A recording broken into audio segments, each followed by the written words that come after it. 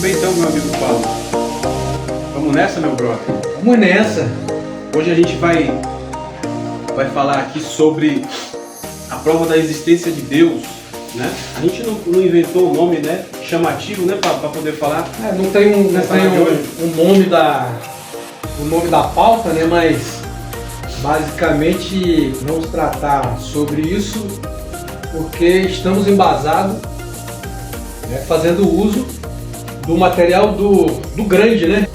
É um professor especializado aí em São Tomás de Aquino. Ele é um filósofo, podemos dizer assim também. Eu não sei se ele se designaria dessa maneira. E dentro desse livro ele traz diversos estudos a respeito de Tomás de Aquino, que é esse colosso, esse monumento intelectual. E tem o assunto que a gente vai falar sobre com vocês hoje, que é a questão da existência de Deus, a prova de Deus por meio das famosas 5 vias de São Tomás de Aquino. Então, a gente queria trocar uma ideia com vocês rapidamente, apenas para introduzir essa ideia de a prova da existência de Deus. Bom, Pablo, como eu falei para você, eu já li esse livro aqui, ó, Cosmogonia da Desordem. Deixa eu aproximar da câmera aqui, ó, do professor Sidney Silveira. É um professor especializado aí em São Tomás de Aquino. Ele é um filósofo, podemos dizer assim também. Eu não sei se ele se designaria dessa maneira. E dentro desse livro ele traz diversos estudos a respeito de Tomás de Aquino, que é esse colosso, esse monumento intelectual, né, Pablo? Cristão. Inclusive ele tem um codinome que é angelical, né? E é doutor Angélico. Angélico, isso. Isso. O homem está nas alturas. Então, ele tem aqui, o Sidney Silveira, diversos apontamentos que são artigos que ele desenvolveu ao longo do tempo sobre Tomás de Aquino. Você tem psicologia, você tem a própria teologia, metafísica, filosofia, e tem o assunto que a gente vai falar sobre com vocês hoje, que é a questão da existência de Deus, a prova de Deus por meio das famosas 5 vias de São Tomás de Aquino. Então, a gente queria trocar uma ideia com vocês rapidamente, apenas para introduzir essa ideia de a prova da existência de Deus. Eu provo que Deus existe a partir de 5 vias, na verdade são 5 exercícios intelectuais que todo mundo pode ter, e que a partir de passar por essas 5 vias que são encadeadas, você consegue provar, ou ao menos entender que tem que existir um Deus para que essas vias aconteçam. Então, rapidamente, eu vou passar para vocês aqui o nome das 5 vias, e aí depois eu passo para o Pablo também para falar um pouco mais aí sobre essa nossa conversa. Essas 5 vias, elas são as seguintes. Nós temos a primeira via, que é a via do movimento, ou seja, por meio de uma explicação do que é o movimento, do que causa o movimento, você consegue chegar no final e atribuir isso a Deus. Obviamente, não tem como colocar em alguma outra pessoa que não seja Deus. A segunda via seria da subordinação das causas, ou o princípio da causalidade. Esse nome parece um pouco difícil, mas não é difícil não. Ou seja, o que causa as coisas que acontecem no mundo todo. Então ele traz uma proposta de argumento intelectual e chega na questão de Deus, mais uma vez, nessa segunda via.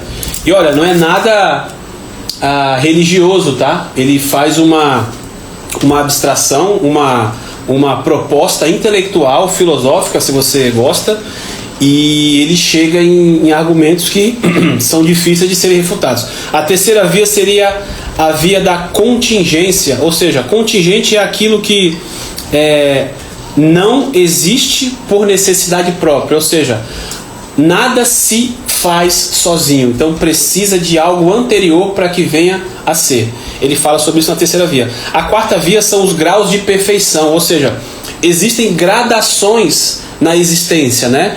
Por exemplo, existem gradações na árvore. A árvore começa com a semente, depois ela germina, cresce, se transforma em tronco e galhos e folhas. O ser humano nasce bebê e vai crescendo e assim por diante. Então, ele trabalha com uma proposta dessa via dos graus de perfeição, né, da gradação do ser, e aí você também acaba chegando na pessoa de Deus. E a quinta via é a via da finalidade dos agentes naturais, ou seja, tudo tem um fim, tudo tem uma finalidade. Esse microfone tem uma finalidade de captar o som. Então ele foi feito com essa finalidade. Então você pode transmitir essa explicação para qualquer coisa que existe. E aí, segundo Tomás de Aquino, você também consegue chegar na explicação única de que existe um Deus que alimenta essas 5 vias e prova a sua existência. Então, Pablo, esse foi o panorama geral sobre as 5 vias de Tomás de Aquino. E o que tu tem para dizer para nós a respeito desse assunto? Então, como a gente não desenvolveu aqui, por exemplo, o tema da live, né, ou um nome específico para o assunto, porque a nossa intenção é trabalhar com essa tentativa que o ser humano tem de descobrir Deus ou tentar prová-lo, né? Na verdade, o material mais adequado que achamos foi o de Tomás, que está no seu grande livro, entre outras obras, A Suma Teológica, onde ele destrincha esses 5 pontos, ou essas vias, como você, Marcelo, apresentou. Uhum. Mas olha só, o que isso tem a ver com a nossa vida? E é isso que a gente sempre conversa nas nossas lives, no nosso bate-papo. Quais os benefícios do assunto filosófico ou teológico tem a ver conosco, né? E aí, sobre essa suma teológica, Tomás vai desenvolver sobre esse entorno da nossa vida, o que esse entorno tem corroborado para fazer com que as nossas questões de perguntas sobre o divino venha a existir ou não, tem a ver literalmente com o que a gente faz ou para que nós viemos fazer aqui. Então, a gente, usando esse material, podemos hoje aqui fazer um panorama. Não é a nossa intenção, lógico, dar um curso, está longe, né? Dar um curso, até porque o assunto é muito denso e profundo.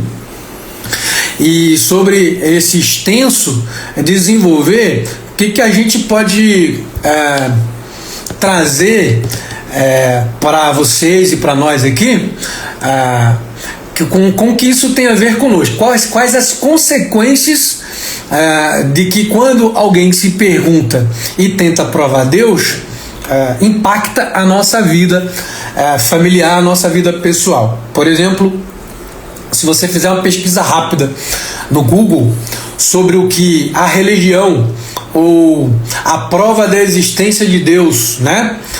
Ou até mesmo o ateísmo, o ceticismo tem a ver, impacta diretamente e indiretamente com a nossa vida, você vai ver, por exemplo, que é funcional que a fé e a razão andem juntas, assim como a ciência está para a religião ou a religião está para a ciência. Então, essas pesquisas descobrem que a ciência e a religião adquirem juntos, né, ao longo de um tempo, características distintas, e essa natureza entre elas tem a ver conosco diretamente e indiretamente. Por quê? Porque há muito tempo atrás as pessoas eram mais influenciadas pela religião, e nós estamos falando há milênios de anos, pela religião, de que a política. Hoje, lógico, como a gente tem uma política maior, global, né, regional e global, andando praticamente juntos com essas ideias, né, progressistas e tudo mais, é lógico que é mais fácil a gente separar a política da religião, mas inicialmente, como a religião abre esse caminho, né, a sociedade é movida inicialmente por ela, e logo em seguida vem a política trazendo, né, o entorno da sociedade, praticamente empurrando, né, para os nossos conceitos de credo, de esperança, né? Os nossos conceitos familiares, e tudo isso está atrelado, mas nós estamos tão velozes, né, na atividade do dia a dia que às vezes parece isso não fazer parte da gente, mas nós nascemos, né, nesse berço religioso, porque a sociedade ela tem um credo, ela é biologicamente religiosa, digamos assim, né? Ou seja, parece não fazer parte da nossa vida com quem não tem interesse para com. Porém, de alguma forma, indiretamente, as pessoas estão ligadas a isso. Então, eu posso falar primeiramente do primeiro ponto, Marcelo. Inicialmente do primeiro ponto que tem entre os 5, utilizando aqui um material de um arquivo acadêmico dos Arautos. Apesar de ser católico, a gente pode até assustar com os cristãos, os evangélicos que nos ouvem, achar que nós não bebemos, né? Ou seja, não usamos materiais de grandes autores católicos ou até mesmo de outras religiões. Mas desde que isso fale de uma forma coerente com a Bíblia, né? Como Agostinho, os grandes pais, né? Agostinho, os grandes pais da igreja foram monges católicos, né? Posteriormente católicos, os que vieram. Se aquele material biblicamente é coerente com uma razão, né, do qual Deus nos deixa, dá para a gente trabalhar também com Aquino, que tenta provar essa existência através dos 5 pontos que você trouxe aqui.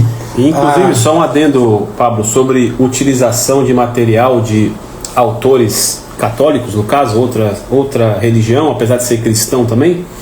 O próprio pastor Jonas Madureira, que é uma grande referência no nosso meio protestante, ele escreveu um livro recentemente sobre Tomás de Aquino, tu sabia? Não. Ele escreveu um livro sobre Tomás de Aquino. Eu comprei esse livro. Recém-lançado? Recém-lançado, acho que é no começo do ano, final do ano passado, sobre a importância da utilização da imaginação na teologia.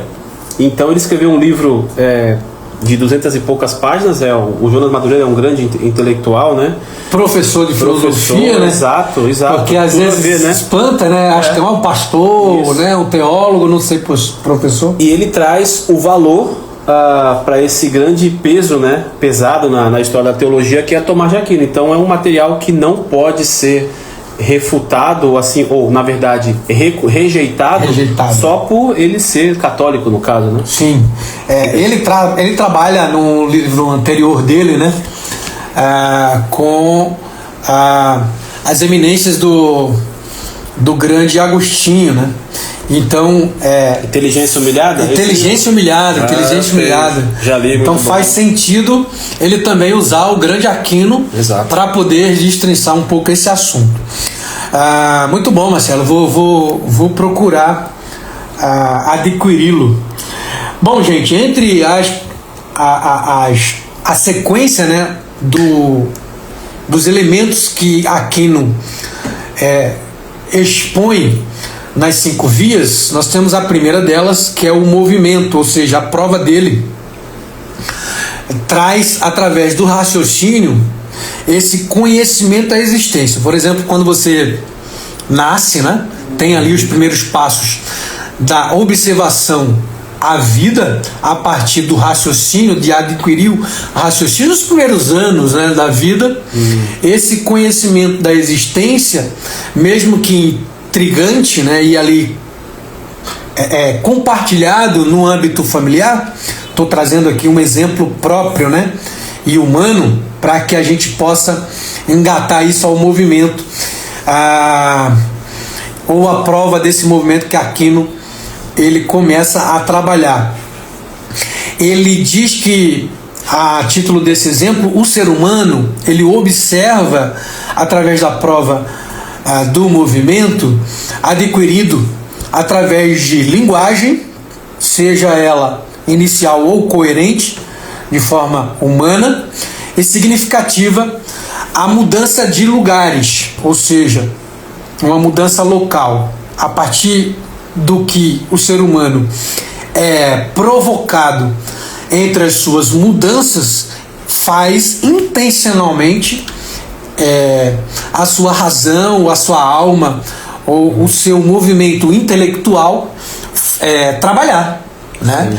Então isso é muito importante a gente perceber que o movimento inicial humano na vida de alguém, no entanto, há também um outro sentido de palavra, não só de movimento, ou seja, comportamento, né, humano, né?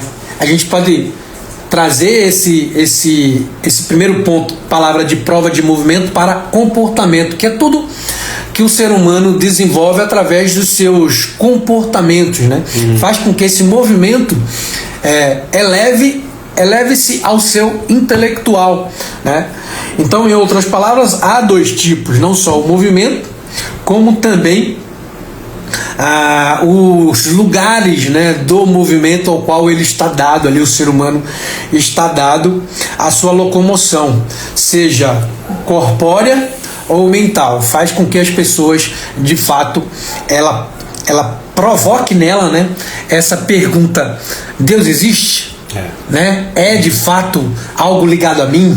Ou está indiretamente muito longe? Então tem muita gente que não se dá por interessado ou curioso a estas questões, por achar que isso está muito distante dele. Mas como eu falei inicialmente, não. Está tão ligado ao ponto a fazer com que os movimentos do nosso raciocínio, do nosso intelecto, do nosso comportamento em geral, desde o início, faça com que a nossa alma nos questione: Deus está aí, em algum momento, em algum movimento, em algum lugar da nossa vida, né? Exato. Essa primeira via, que é a via do movimento, como você falou, Pablo, ela é interessante que no livro do professor Sidney, ele trabalha com a ideia de uma espécie de classificação das vias. E ele coloca como essas classificações o ponto de partida, que seria assim a evidência, né, o fato que pode ser observado por qualquer um, que é o ponto de partida mesmo, como você inicia essa prova intelectual, né, de pensamento, intelectiva, de que Deus existe. Depois ele coloca o primeiro grau dessa via, que é um efeito que não pode ser causa de si mesmo. Depois o segundo grau dessa via, que é o efeito que vai criar uma série em cadeia, né, que não tem como automaticamente, pensando o A, vai vir o B e depois o C. E depois ele traz a conclusão. E nessa questão do movimento é muito interessante, assim, muito importante o que Tomás de Aquino coloca, né, como você falou por aí também, já trazendo pra gente essa ideia do que é o movimento. Ele começa com uma proposta assim, ó: o ponto de partida, onde todo mundo que tem raciocínio consegue pensar dessa maneira. Há no mundo coisas que se movem, existe movimento, ou seja, estamos respirando, seus cachorros estão correndo por aqui pelo apartamento, as coisas fabricadas se movem, carros, automóveis, tudo mais. O universo se move noite e dia, os astros, então existe movimento. Então, opa, legal, então vamos ver o que ele fala depois disso, para ver se realmente dá para provar a existência de Deus. E depois do primeiro grau, que é a evidência, ele fala assim: tudo que se move é movido por outro. Ou seja, não tem como uma coisa se mover sozinha. Então eu achei muito legal essa pegada que ele traz, porque ele mostra é engenhoso, né? Muito engenhoso. Que é como se a engrenagem ela funcionasse, exato, com codependências, né? Isso, exato. Uma coisa vai ligar a outra e depois você vai perceber, poxa, então o que deu movimento a tudo isso no início? E aí depois ele vai trazer na última parte da via, que é a questão divina. Mas ele passa por esse primeiro grau, ou seja, aquilo que é movido, ser movido significa receber a ação do outro, como você falou, uma engrenagem, uma coisa que tem codependência. É um trânsito da potência ao ato, ou seja, algo que você pode ser e executa. Por exemplo, um homem e uma mulher podem ter um outro ser humano. Então eles têm esse ato em em potência. Na verdade, isso está em potência. Se torna ato quando eles vão lá e consumam o fato e tem o filho. Então, esse movimento das coisas, Tomás de Aquino traz como essa parte da prova de que Deus existe. Existe um movimento, existe um homem e uma mulher que podem fazer um outro ser humano, mas quem deu existência ou movimento a esse ser humano, primeiro homem e depois mulher? E ele vai trazendo essa ideia para que Deus é esse motor. Como embrião propulsor inicial. Exato. E o resto de outras coisas e outras pessoas vão dependendo deles, né? Então, exatamente. Aí depois ele passa para o segundo grau, antes da conclusão. Além da evidência, o ponto de partida, existe movimento. Tudo que se move é movido por outro. E o segundo grau seria, dado o primeiro grau dessa via, constatamos que a realidade das coisas pressupõe movimentos e uma subordinação de vários motores e movidos. Ou seja, ele traz a ideia também aqui de Aristóteles. É uma necessidade racional conceber o primeiro motor imóvel com o término da série essencialmente ordenada de causas de movimento. O que é isso aqui? Parece muito difícil, mas eu vou matar para vocês aqui. Para que todas as coisas se movimentem, eu me movimente, você se movimente, o carro se movimente, como a gente falou, precisa de um primeiro motor que é imóvel. Ou seja, porque se esse motor inicial fosse móvel, quem foi que deu movimento a ele? Aí você vai, é como a gente falava quando era criança, né?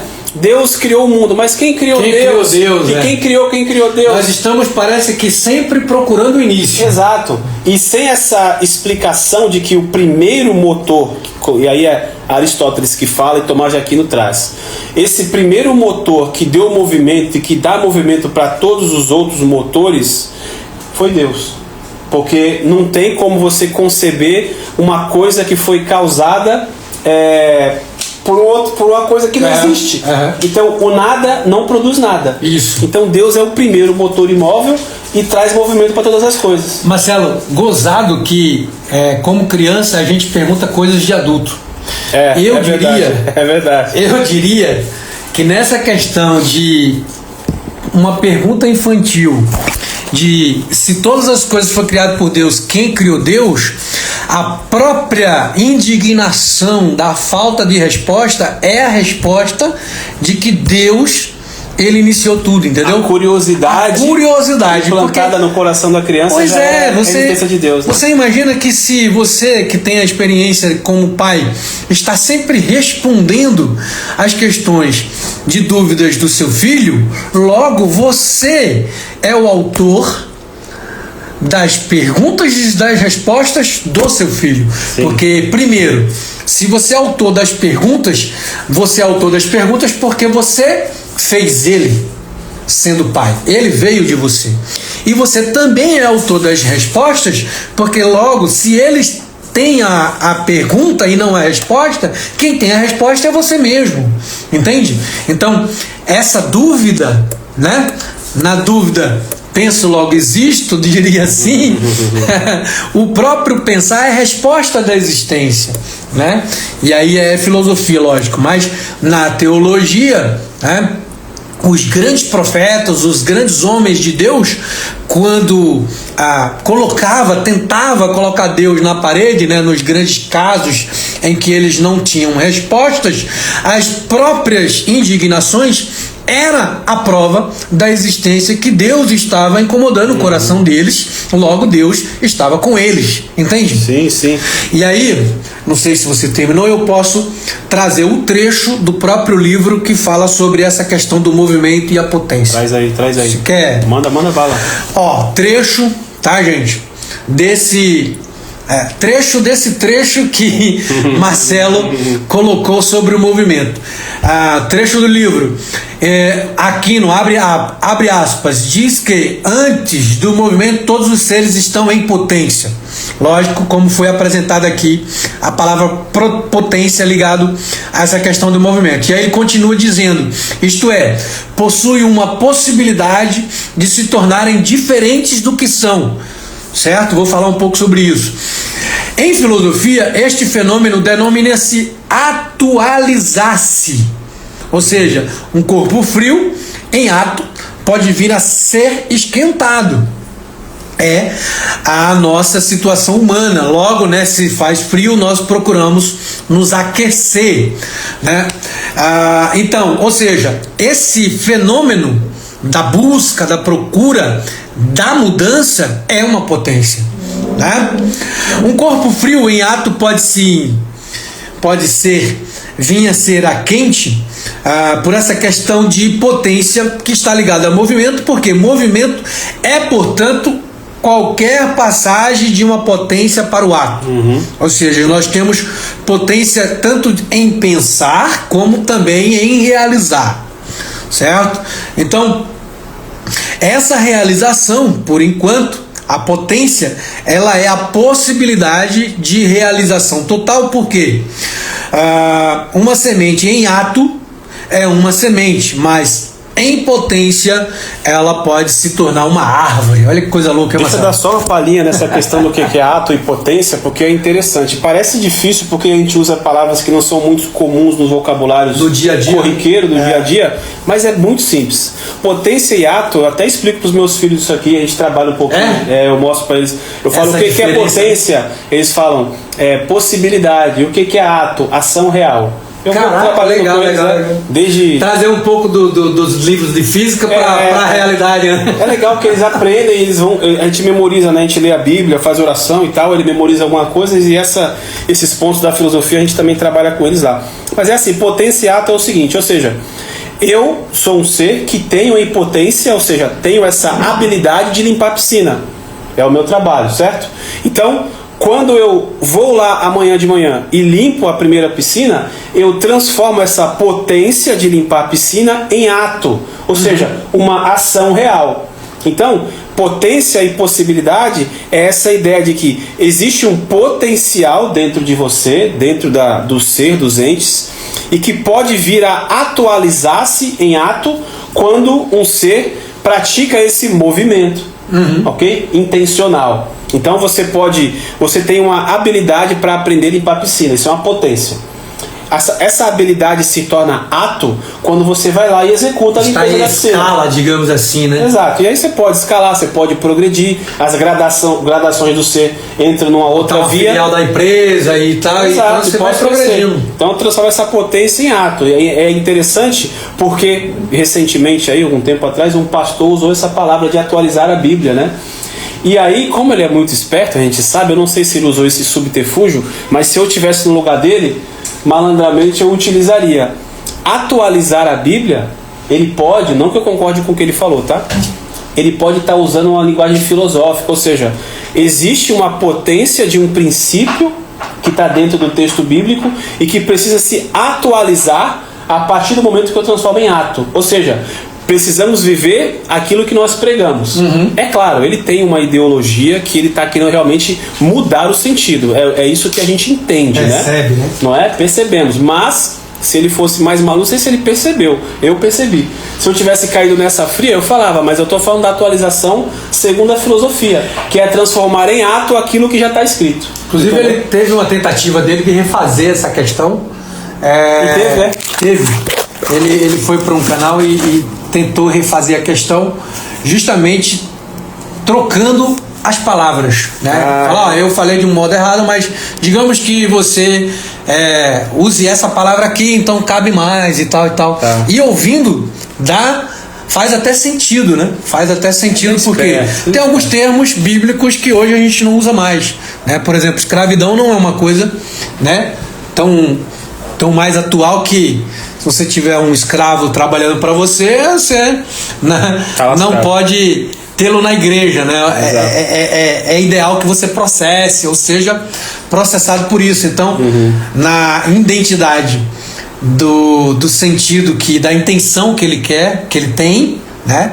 Ele troca essas palavras e até que daria certo, né? Sim. Mas no original não trocar, né, a originalidade bíblica, né? Isso é uma outra questão. Sim. É uma outra questão. E aí, legal esse teu exemplo de se maravilhar-se com os filhos dessa forma, né? Legal. Não brincando, mas sim educando de uma forma didática, né? E filosófica de algum ponto, né?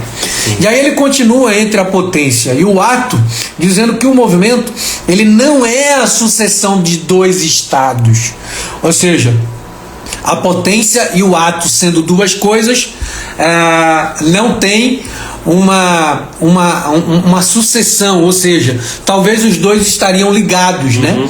Mas a passagem de um ser faz de um estado para o outro. Veja, o que ele quer dizer? Ele não desfaz o que ele faz. Exato. Ele está querendo explicar que não há uma separação, mas quando se passa de um estado para o outro, aí sim há um movimento em potência, né? Até porque aí está a tal da subordinação. Da subordinação. Um ato inicial, né? Uma semente que se transforma em árvore, ela tem um início ali de semente apenas, mas ela não simplesmente deixa de ser semente e transforma-se em árvore. Não, ela tem um estágio, uma subordinação. A partir daquilo, aquela semente vai começando a crescer, criando suas raizezinhas e tal, e depois ela vai chegar numa potência, num ato de árvore, mas ela, entre aspas, não deixou de ser semente. Dentro da semente está a potência. Sim. Que vai embasar para ela ser uma árvore. Veja, até porque quem não precisa ser muito expert ou experiente na biologia ou a biologia da natureza, né, das espécies, para você perceber que uma semente não se torna árvore por ser só semente e não movimentada, ou seja, tem que existir os cuidados humanos. O homem tem que ir lá, regar, plantar, né, colher e tal e tudo mais. Ou os animais. Sim. Comem uma semente aqui, né, deposita sobre as suas fezes em outro lugar, e através deste movimento, dessa mudança de estado, houve, né, essa dependência, houve um ato realizado em potência, que é a crescente plantação, através da plantação, da condução, da plantação e do crescimento. E dizer que todo esse movimento de germinação, de crescimento de árvore, de animais no processo, é um movimento inicial criado por Deus? Então, aí a gente pode comprovar, se Deus não existe, né? Que talvez, e quem quiser ler o material de Aquino, né, vai comprovar. Tomás de Aquino estava realmente partindo do início. Gênesis comprova que Deus não criou tudo ao mesmo tempo. Ele criou através do movimento de criação, criador, né? Que ele é uma coisa que dependesse da outra, que no outro dia foi criado outra, porque ele criou cada coisa pensando na próxima, né? Eu vou criar um ambiente para depois criar a natureza, para depois criar o homem, porque todas essas coisas vão depender entre si, umas das outras. Né? E esse entrelaçamento dos seres, você pode, se você for honesto, você vai pensar, poxa, mas como que as coisas em si, elas caminham sozinha para esse entrelaçamento, para esse encadeamento? Aí você pensa, se você pensar, não, é Deus que promove desde o início. Não, mas eu não acredito então. Então, beleza, você acredita que as coisas em si começaram sozinhas? Então, quer dizer, né, a semente, a terra, a água, tudo está ligado nesse encadeamento, isso veio sozinho? Pois é. Que loucura. Você falou isso, e na área da cosmovisão cristã aborda esse questionamento de que, como lá atrás os primeiros humanos tiveram uma ideia de fazer grandes construções, se antes deles não houve. Fazer grandes plantações, se antes deles não houve. Da onde veio essa potência? E da onde veio essa potência? Veio do nada, do essa Big Bang. Potência, né? Do Big Bang. Né? É estranho, né? E aí, para findar aqui o trecho, né, que eu não fechei a segunda aspa, do material de Aquino, ele diz sobre o segundo exemplo que o fogo ele é quente em ato, né?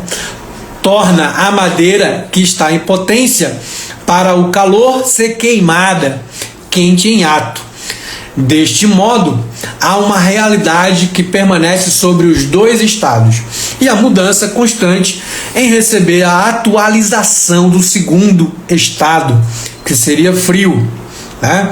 Então, pelo qual a coisa que seria a madeira, né, a matéria, fica agora existindo de outro modo, ou seja, brasa, né? Pegou fogo. Pegou fogo. Então isto significa uma modificação, uma atualização de uma potência sobre a matéria que está de ato em ato, né? Ou seja, a mudança. É o movimento. É o movimento, é o movimento. E a mudança, portanto, inclui sempre uma aquisição de algo que antes o ser não possuía. Exato. Né? E aí, se a gente for confabular muitas coisas dentro da ciência, por exemplo, como de um embrião, né, sobre uma potência mínima, né, dá crescimento a uma vida dentro de um útero, e a partir da saída dele ali, ele se torna um ser humano tão incrível, né? Isso é interessante, né? O nascimento de uma criança, né? A criança só se dá da potência de ser criança ao ato de nascer, na atualização, porque ela participou a sua gestação dentro de outro ser. Boa, porque ela é dependente desse útero. Exatamente. Ela foi causada e ela foi continuada porque ela está codependente de um outro ser que também foi movimentado pelo primeiro motor imóvel. Exatamente. Como a gente viu lá atrás, né? Exatamente. É um assunto legal pra caramba, né? Por isso que eu falei que tem muito a ver com a gente, né? Total. Tem muito a ver com a gente. Não é só a questão da existência de Deus. Olha como, a partir de a matéria de um assunto, ou seja, a matéria que eu falo é palpável. A palavra palpável que tem a ver na nossa vida, né? Tem palavras sem sentido e tem palavras palpáveis, né? Que a gente a torna em uma matéria que está em execução, né? Que seria o movimento. Aquino não trouxe à toa, né, as palavras destes elementos que através dele ele discorre, né, toda essa racionalidade, essa razão atrelada à fé ou à dúvida da fé, sobre essa dúvida do divino, da existência do divino, para dizer, ora, ou para responder a pergunta do tipo, ora, se ele existe, né, por que tantas coisas males acontecem na nossa vida, né? É o movimento da vida, né? Não só as coisas boas, né? Mas como o mal faz parte deste movimento para que ele mesmo, né, faça a diferença na nossa existência, né? Não só para essa vida aqui no mundo, mas para uma existência contínua, né? Que é a imortalidade, que é um assunto tão extenso quanto. A alma imortal é um assunto muito legal para a gente depois comentar também. Pablo, acho que não dá nem para entrar no segundo ponto, hein? 37 minutos já, tu quer 37? 37, pra gente parar no 40, né? Tu quer dar um arremate aí com esse teu material aí, ó? Então, eu só queria explicar... Hoje é o segundo ponto, isso aí? Não, eu só queria explicar que teologicamente, né, a gente trata mais, ou tem mais como base a teologia da reforma, né? Uma teologia reformada, né? E curiosamente, né, não só os 5 pontos de Aquino, a reforma ela tem uma tese, né, calvinista, que é os 5 pontos, né? Que é extraído, né, ou codependente das teses, né, sobre a teologia do pacto, né? É lógico que existe separações explicativas, né?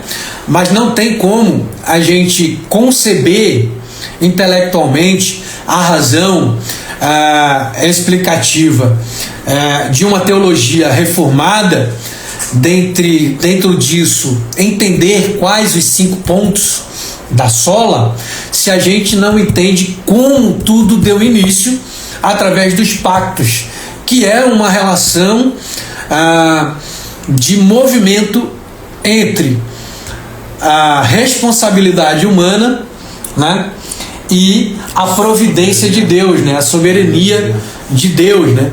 E aí a gente, dentro disso, a gente tem a parte histórica, teológica, bíblica, exegética, né? Inicialmente, e a sistemática ou a dogmática, né? Que vai tratar da teologia do pacto como uma existência da teologia reformada, revisando todos os pontos da teologia através do pacto. Por quê? Porque o pacto, né, que está dividido em 3, a obra, a providência e a graça, né, em 3 bases, né,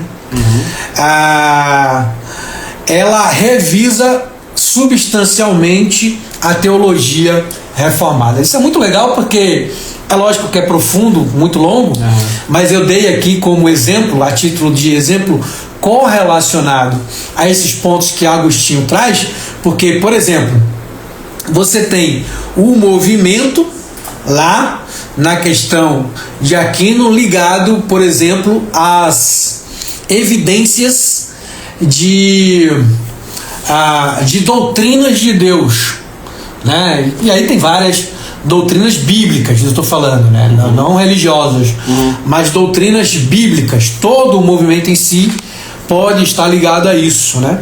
O segundo ponto de Aquino que a gente pode conformar em relação a isso é as causas, né? Por exemplo, as causas, como biblicamente dentro da teologia do pacto a gente pode ligar a isso aí. Por exemplo, qual é a principal causa, né, da existência humana se Deus criou o homem dentro da sistemática, né? Pode ser os elementos comunicáveis e incomunicáveis que Deus tem para com a humanidade, né? E outra coisa, Paulo desbrava isso aí na teologia da justificação, né? Seria uma causa enorme, né? Para a gente tratar aqui de forma, diria assim, judicial, no âmbito do trono de Deus, né? Não fala em judicial, não, porque recentemente essa palavra está em risco, está em risco. Tá perigosa. Está em risco. Mas a gente pode deixar isso para uma próxima oportunidade e ir desenrolando essas questões que não são muito comuns do vocabulário do pessoal, né? Direto, numa oportunidade mais para frente, senão a gente vai conseguir aqui explicar, mas talvez fuja um pouco da ideia da primeira via, que é o movimento, né? A gente está falando aqui sobre as 5 vias de Tomás de Aquino, esse teólogo católico cristão. Século XII, né? Diga de passagem, né? Século XI ou século XIII? 13. É 13 ou 14? É 1200 e pouco, né? É 1200 ou é 1400 1200 e pouco, Se for 1400 é século... Não, é 1200 ele morreu em 1275. Bom. Século XIII. Então é século XIII. Se for isso, é 13. É um cara que viveu aí, você acha que morreu com 50 anos, 50 e poucos anos. A curiosidade de biográfica, né? Eu gosto muito de ver a biografia do autor, né? A curiosidade biográfica de Aquino, ele é dito como o título, né, como é? Monge divino, Doutor Angélico, justamente pela capacidade que ele tinha. Sem dúvida. Ele não foi um papa, não foi um grande monge, né, mas foi um cara que se destacou pela sua capacidade intelectual e teológica de, através dos seus materiais, chamar tanta atenção a ponto do papa da época ser apadrinhado, né, por ele. E um detalhe aqui pra gente finalizar, ele não teve vergonha ou receio de trazer Aristóteles para estudar, sim, né? porque o que era da época, o que era para a época, né, algo não tão comum, nem todos que os autores faziam, isso, né? Exato. Mas pessoal, por fim, você pode ficamos por finalizar aqui no meu canal, a gente finaliza por aqui. Valeu aí, um grande abraço para vocês que participaram até aqui e a gente se vê numa próxima oportunidade, beleza? Grande abraço.